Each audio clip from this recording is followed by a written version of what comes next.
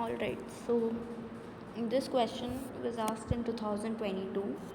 Examine the impact of land tenure system during British India on Indian agriculture.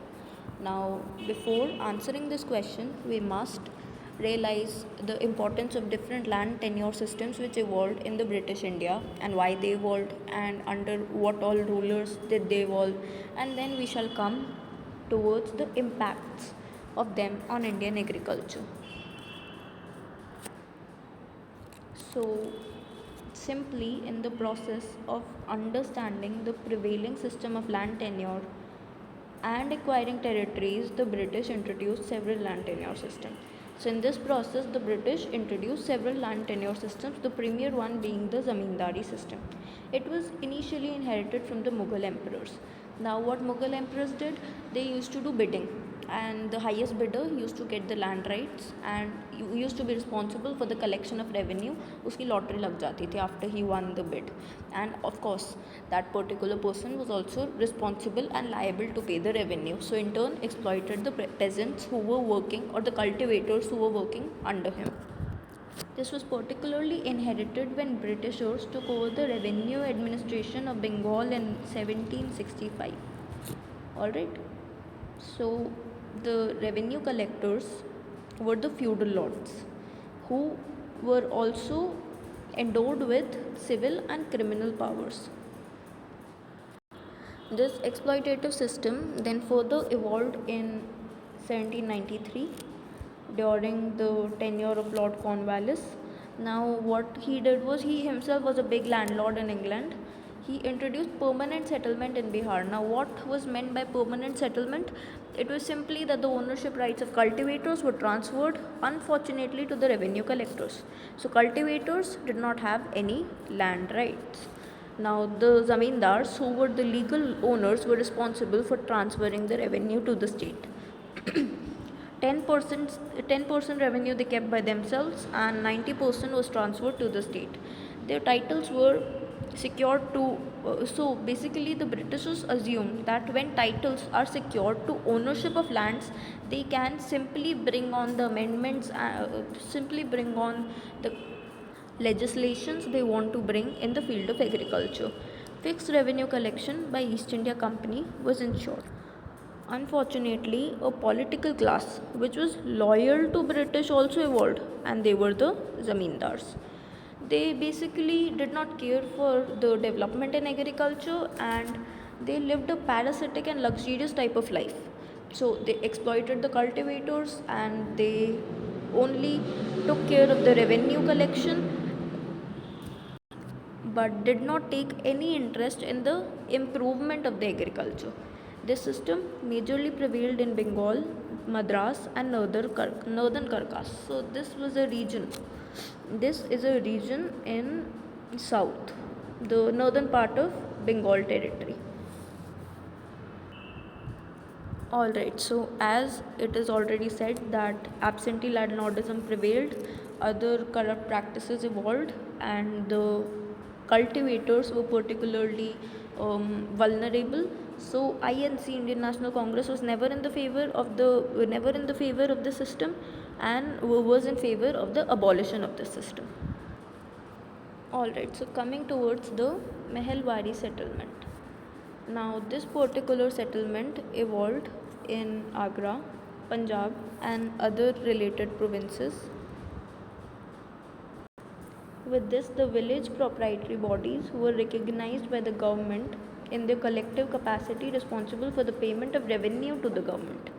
Now, revenue had to be paid to the government in a regular manner, and so they established certain collective authorities, certain village collective authorities which were to pay revenue to them. So, and the system was particularly, a man was involved behind the system named as Holt Mackenzie. You should remember this name and quote it in your answers if you are explaining it in detail. Now, the settlement was to be made village by village or state by state, and that which is known as Mahel in northern India. So, Mahel to Mahel the system was to be made, and hence the name Mehelwari evolved. Now, the limit by Lord Dalhousie was fixed as half alright, half rental payment. And then a similar sort of system also evolved during the tenure of Maratha, or you can say during the regime of Marathas in some central provinces. It was the same kind of system in which Malguzars were responsible for the rights on the land, and then they were to give the revenue. However, the protection was given to the cultivators.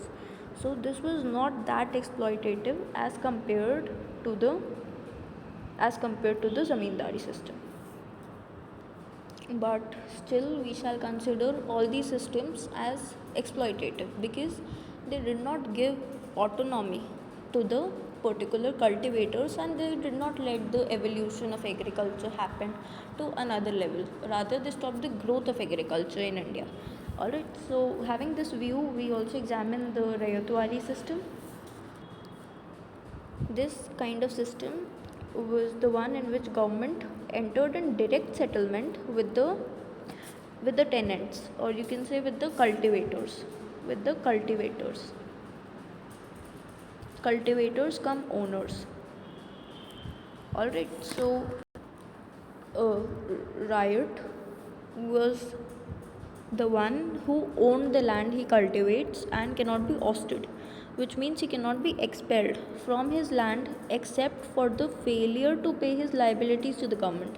That means if he doesn't pay the tax, he might be punished, but otherwise he is free to bring in more produce and to evolve more techniques of production, wherein he can increase his produce and increase his profits, and in turn pay the pre-required amount to the Britishers. Now this system seems a bit good and a bit you can say egalitarian, but that was not the case, because in this also the uh, developments in the field of agriculture couldn't happen. And when the development couldn't happen, it was primarily the reason behind the exploitative policies of the British government. Now how they were exploitative, because the amount of due which was to be paid to the government was a lot. Alright, now we are going to examine some of the impacts of these systems. Number one, it led to the exploitation of peasants. The peasants were largely exploited and vulnerable with these kinds of land settlement systems, and they couldn't really control the profits. And second is the poverty. Now, poverty also prevailed in huge numbers, because the people dependent on agriculture were a lot, and then they were exploited. All the kinds of profits earned were transferred to the British government. So poverty prevailed, exploitation of peasants happened. They were the negative impacts.